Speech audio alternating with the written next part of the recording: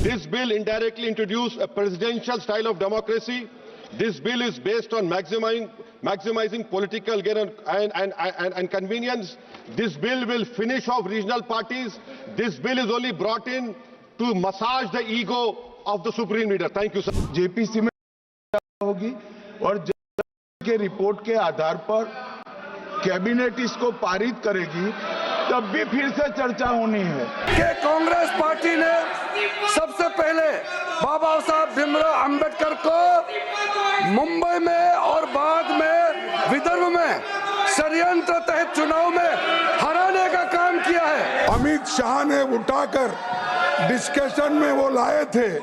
उन्होंने ये कहा था कि अंबेडकर का इतना आप लोग उठ उठ के बोलते हो, अगर यही उनका मजाक उड़ाया आपने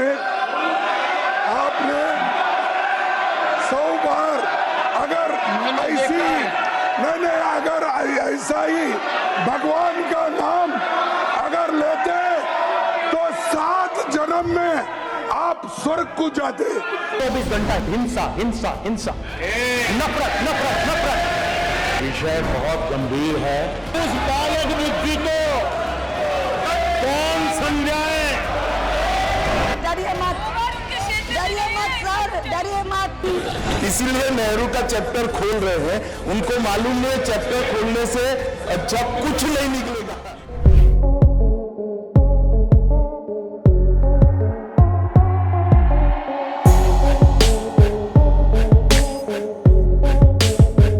Several advantages of one nation, one election bill. But I would like to quote 4. Number one, reduced expenditure and logistical efficiency, sir. Although the official figures for the 2019 Lok Sabha elections vary, news reports estimate the Election Commission of India has spent more than 6,000 crores, sir. In 2024, the estimate of spend was more than 10,000 crores, sir. संक्षिप्त में, okay, आप पक्ष रखते हैं बस। No, sir. No, please, let me. Yes, sir, give me 2 minutes. Come on. No. The Law Commission 2018 draft report and 27 Niti Aayog report estimates if both the elections are done simultaneously, the cost would reduce at least up to 40%, sir. If the elections are held simultaneously, the voter turnaround would be increased up to 7%, sir. Sir, if the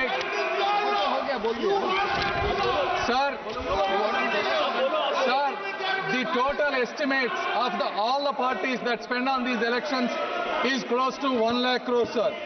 Therefore, if the elections are done simultaneously, please. If the elections are done simultaneously, it will reduce the expenditure for both Election Commission of India as well as for the regional parties, sir. And the second is continuity in governance, sir. Sir, over the last 6 months alone, there were 3 elections held for the state, sir. So how can the machinery continue to operate if the elections are done continuous fashion, sir?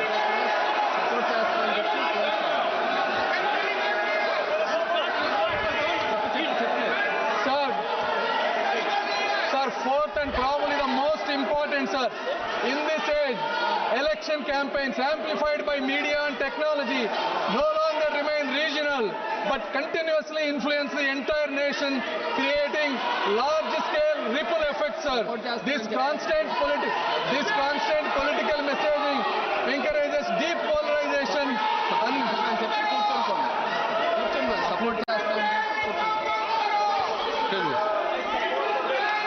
I support the bill, sir. Thank you. Asauddin Owaisi.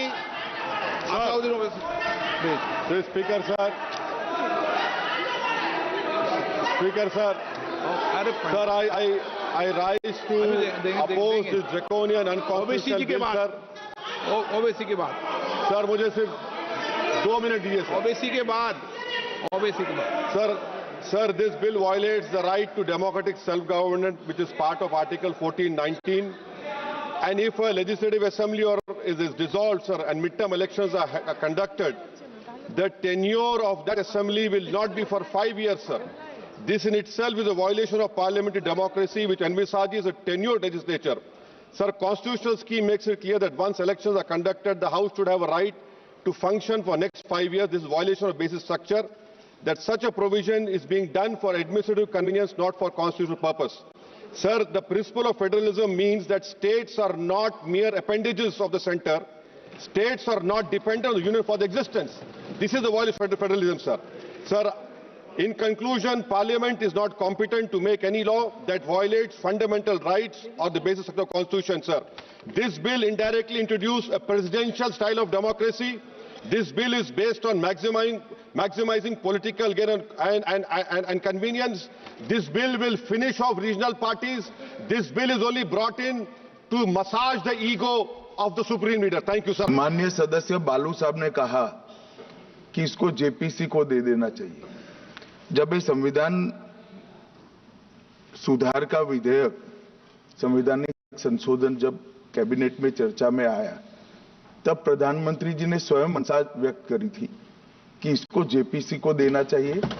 इस पर विस्तृत चर्चा सभी स्तर पर होनी चाहिए। इसलिए मुझे लगता है कि इसमें सदन का ज्यादा समय जाया करे बगैर, अगर मंत्री जी कहते हैं कि इसको जेपीसी को सौंपने के लिए वो तैयार है, तो जेपीसी में होगी और के रिपोर्ट के आधार पर कैबिनेट इसको पारित करेगी, तब भी फिर से चर्चा होनी है। तो मैं मानता हूं कि माननीय मंत्री जी अगर जेपीसी में रखने की इच्छा व्यक्त करते हैं तो यहीं पर एक चीज समाप्त हो जाएगी। गृह मंत्री जी ने बहुत साफ शब्दों में कांग्रेस पार्टी ने बाबा साहब भीमराव अंबेडकर को किस तरीके से अपमानित किया, उसी का बारे में जिक्र किया था। 11-12 सेकंड का वीडियो क्लिप उतार करके पूरा वक्तव्य को हटा करके देश को गुमराह करने का जो कोशिश कर रहा, मैं उसका खंडन करता हूं सर। कल गृह मंत्री जी ने बारीकी से कहा कि कांग्रेस पार्टी ने सबसे पहले बाबा साहब भीमराव अंबेडकर को मुंबई में और बाद में विदर्भ में षड्यंत्र तहत चुनाव में हराने का काम किया है। ये आज कांग्रेस पार्टी माफी मांगना चाहे देश को। अंबेडकर दोबारा चुन करके इस सदन में आना चाहता था, कांग्रेस ने आने नहीं दिया, दोबारा हराया, तब से बाबा साहब चुनाव को छोड़ना पड़ा। उसके बाद 1956 में बाबा साहब भीमराव अंबेडकर का परिनिर्वाण होने के बाद कांग्रेस पार्टी ने 1990 तक बाबा साहब को भारत रत्न का अवार्ड देने से भी इनकार किया इन्होंने।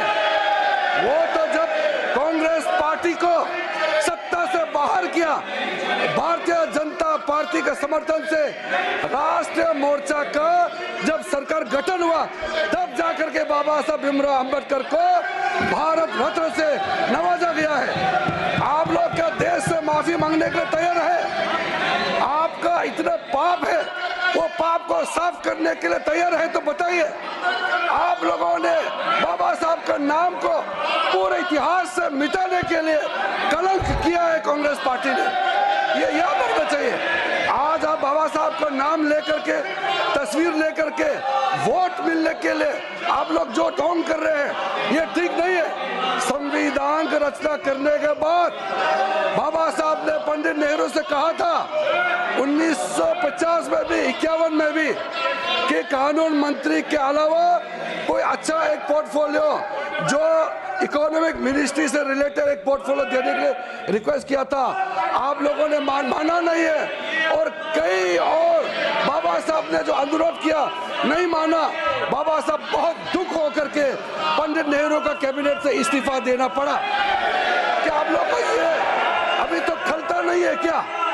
आप लोगों ने बाबा साहब का कोई निशाना को, बाबा साहब का घर को, बाबा साहब का जन्मभूमि को, बाबा साहब का तीर्थ भूमि जितना भी है, आप लोगों ने कभी भी याद नहीं किया। वो तो हमारे आदरणीय प्रधानमंत्री नरेंद्र मोदी जी है जिन्होंने संविधान दिवस मनाने का प्रथा शुरू शुरू किया है और जो 5 तीर्थ स्थल है, शिक्षा भूमि, दीक्षा भूमि, जन्म भूमि, चैत्य भूमि, ये सारा विकसित करने का काम भी हमारा आदरणीय प्रधानमंत्री मोदी जी ने शुरू किया है। आप एक काम बताइए, एक काम आप बताइए जो आपने बाबा साहब को याद करके काम किया है। आपने नहीं किया है। कल गृह मंत्री जी जो पूरा वक्तव्य दिया उसमें साफ साफ कहा है, आप 10-12 मिनट जो सेकंड का क्लिप उठा करके क्यों आप ये घुमा रहे हैं? ये ठीक बात नहीं है। मैं माननीय खड़गे जी को अनुरोध करना चाहता हूँ कि संसदीय परंपरा में संसद में बयान जो देते हैं उसका पूरा का पूरा वाक्य को लोगों के सामने में पेश करना चाहिए। 10-12 सेकंड का वीडियो क्लिप उठा करके आप देश को गुमराह नहीं कर सकते हैं। माननीय सभापति महोदय, हमारा पार्टी भारतीय जनता पार्टी के लिए बाबा साहब अम्बेडकर आराध्य है, बाबा साहब पूजनीय है, बाबा साहब भीमराव अम्बेडकर हमारे लिए वंदनीय है। Sir, leader of the house, sir हम कोई नया मुद्दा लेके नहीं आए। जो मुद्दा यहाँ पर अमित शाह ने उठाकर डिस्कशन में वो लाए थे, उन्होंने ये कहा था कि अंबेडकर का इतना आप लोग उठ के बोलते हो, अगर यही उनका मजाक उड़ाया आपने 100 बार, अगर ऐसी नहीं अगर ऐसा ही भगवान का नाम अगर लेते तो 7 जन्म में आप स्वर्ग को जाते, ये उनका कहना था। इसीलिए इन्होंने बाबा साहब अम्बेडकर का अपमान किया, संविधान का अपमान किया। सभापति महोदय जी, खड़गे जी फिर से मिसलीड कर रहे हैं हाउस को। मैं यही जो कह रहा हूँ, आप 10-12 सेकंड का वीडियो क्लिप को लेकर के किसी वक्त को आप बोल नहीं सकते हैं। हम ये आवाज को गुमराह करने की कोशिश कर रहे हैं। और शाह जी ने ये जो अपमान अम्बेडकर का किया है वो कभी हम सहन नहीं करेंगे, करने वाले। ये दलित विरोधी सरकार है, संविधान विरोधी सरकार। सभापति जी, विपक्ष के नेता,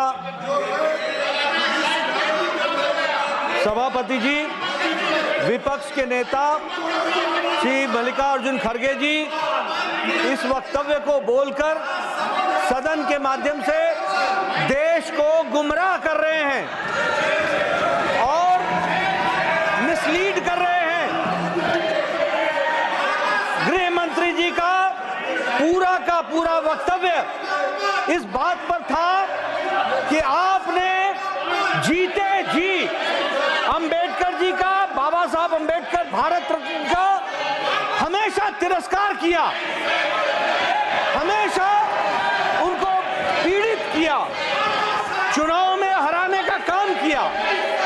और आप लोग आजकल अंबेडकर जी का नाम लेते हैं, लेकिन आपने जब आप सत्ता में थे और अंबेडकर जी जिंदा थे तो आपने कभी भी उनकी बात नहीं मानी।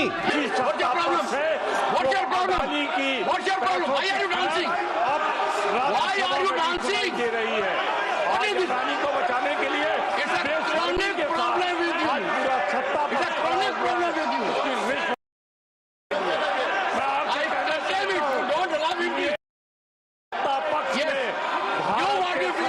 निर्माताओं को निर्ममता से उनके विचारों की सभा हो गई।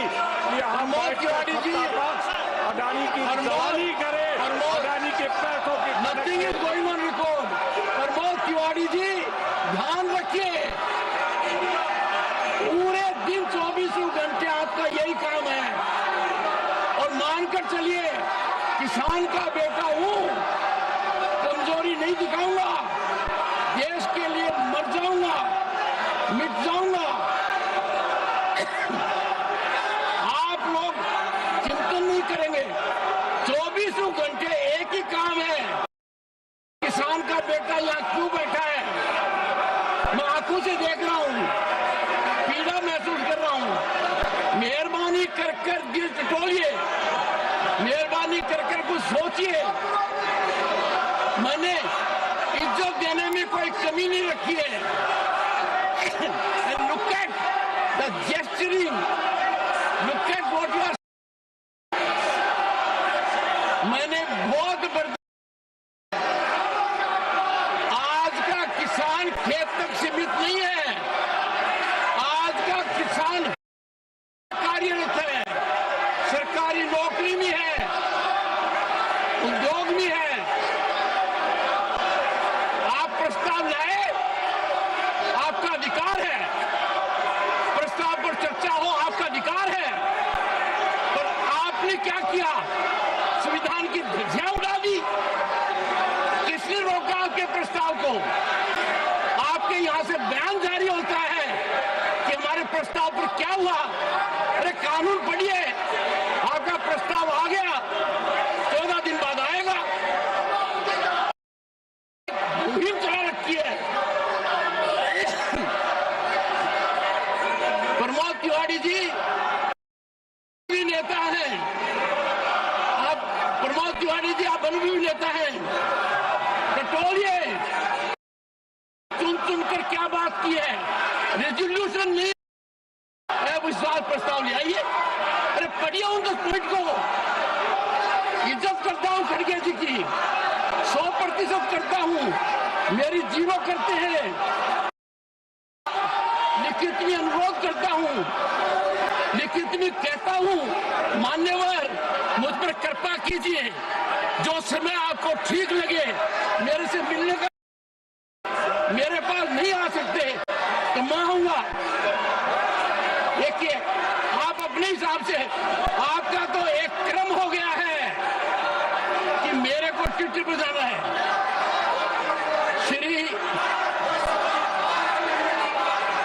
श्री मल्लिकार्जुन खड़गे,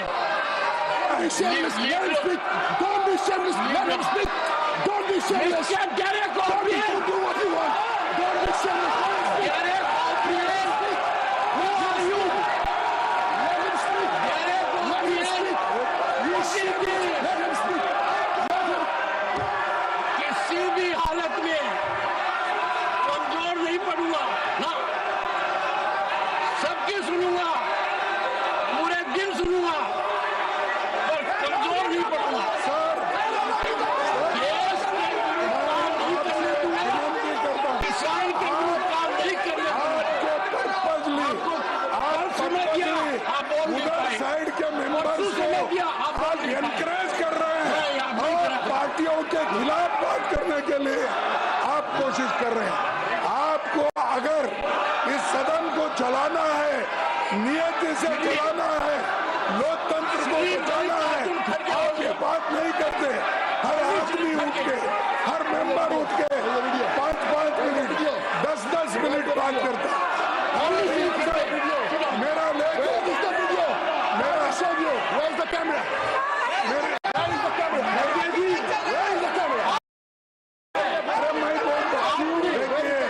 कैसे उपयोग किया? मेरा नाम लेके, कुछ तो दिमाग में होगा। मेरा नाम लेकर बार-बार बोल रहे हैं आप। इसका मतलब you are encouraging them, you are telling them. अरे 5-5 मुद्दे पर आइए। द्रोणाचार्य जी ने कहा कि मुझे आप गुरु दक्षिणा दीजिए। मेरी स्पीच ले ली आपने। तो द्रोणाचार्य जी ने उनसे कहा कि गुरु दक्षिणा के लिए मुझे तुम्हारा हुनर, तुम्हारा भविष्य, तुम्हारा अंगूठा चाहिए। और एकलव्य ने अंगूठा काट के द्रोणाचार्य को दे दिया।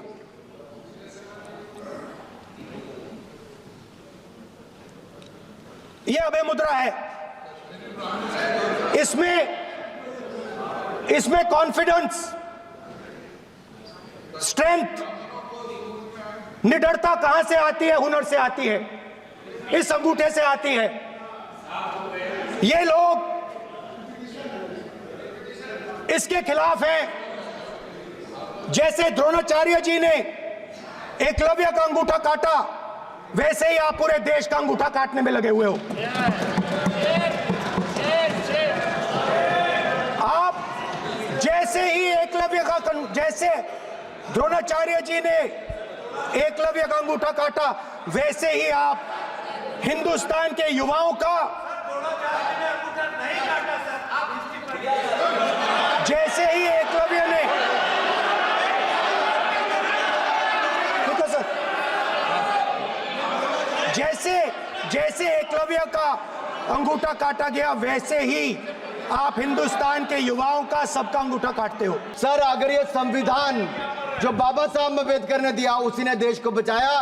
राहुल जी कभी इसको पढ़कर देखिए, गांधी परिवार और कांग्रेस पार्टी का पूरा कारनामे इसके अंदर लिखेंगे, कैसे आपने धज्जियां उड़ाई। एक तो एक, दूसरा ये जो कहते हैं बीजेपी के लोगों को, सर ये मनगढ़ंत आरोप, सर ये अंगूठा काटने की बात करते हैं। इनके राज में सिखों के गले काटे गए, सिखों के ऊपर कत्लेआम किया गया, सिखों के बाद दंगे सबसे ज्यादा हुए तो कांग्रेस के समय हुए, और आपको देश से माफी मांगनी है। अगर आज भी नहीं मांगेंगे तो संविधान जितना मर्जी जेब में डालिए।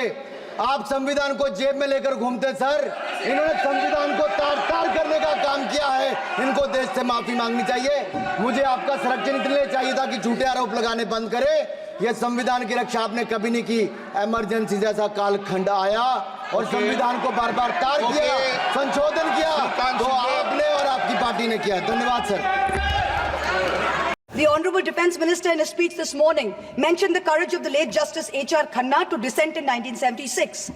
May I remind everyone that Justice Khanna lived for 32 years after 1976 under a largely Congress regime, long enough to write his autobiography, which the minister quoted from. Unlike poor Justice Lohia, who's resting in peace long before his time. आप speaker साहब को लिखिए। और ये कहा गया कि ये महिला किलर है। जी not going on record. Thakur ji, Jagdambika Pal ji, Jagdambika Pal ji, सब रिकॉर्ड देख लिया जाएगा। माननीय सदस्य बैठ जाइए।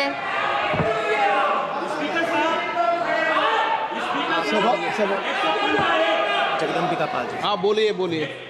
स्पीकर साहब, दो बातें कही गई। एक तो एफसीआरए का रेट्रोस्पेक्टिव अमेंडमेंट हुआ, वो कागज दे दे जिससे ये पता चले कि ब्लैक मनी किसको गया। दूसरा सवाल है, जस्टिस लोया के हत्या की बात कही गई। 3 जज मेंबर ने सर, दीपक मिश्रा ने, वाईबी चंद्रचूड़ ने और आरएस गवई ने, तीनों ने जजमेंट दिया कि जस्टिस लोया मरे। और आरएस गवई ने तो अलग से अपने से स्टेटमेंट दिया कि मेरे टेबल पर जस्टिस लोया खा रहे थे और उनकी जो है असामयिक मौत हुई है। इसके बाद जो है इस तरह की बातें जो करते हैं, इनको ऑथेंटिकेट करने चाहिए सर, कि कोई भी आरोप लगा देना, किसी के जज के ऊपर आरोप लगा देना। और सारे चीफ जस्टिस को कोट किया है। चीफ जस्टिस इसके पहले भी प्रधानमंत्री के यहाँ जाते रहे। माननीय प्रधानमंत्री यदि गए, कोई अन्याय नहीं हो गया सर, तो प्रधानमंत्री के ऊपर जो एलिगेशन है चीफ जस्टिस के बारे में कहा गया है, जस्टिस लोया के बारे में कहा गया है, बीजेपी के बारे में कहा गया है, सबको एक्सपेंज करिए सर। ऐसे मामलों को सर तू मैं करके खत्म नहीं करना चाहिए। जो विषय बहुत गंभीर है, मैंने बहुत ध्यान से सुना उनका। वो हमारा ऑनरेबल लेडी एमपी ने जो टिप्पणी की, हम लोग ने शांति से सुना।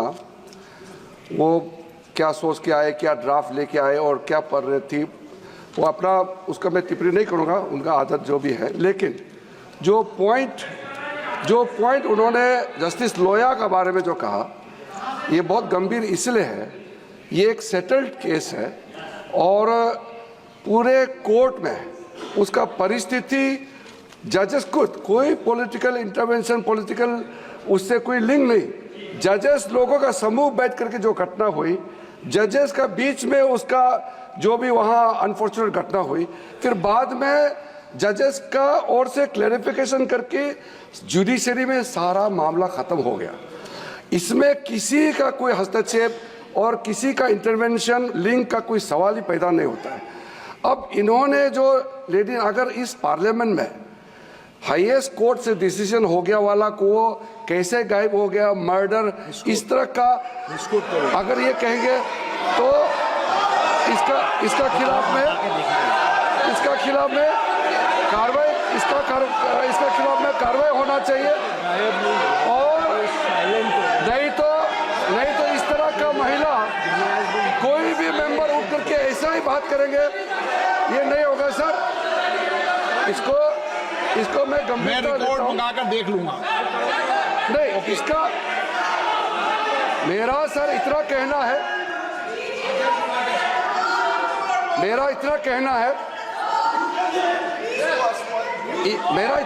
है स्पीकर सर, आपने मामला को संज्ञान में लिया है, आप देखने के लिए कहा है, लेकिन मैं सदन को इन्फॉर्म करना चाहता हूं इस पे कार्रवाई होगा और हम लोग का तरफ से एप्रोप्रिएट पार्लियामेंट्री एक्शन लिया जाएगा।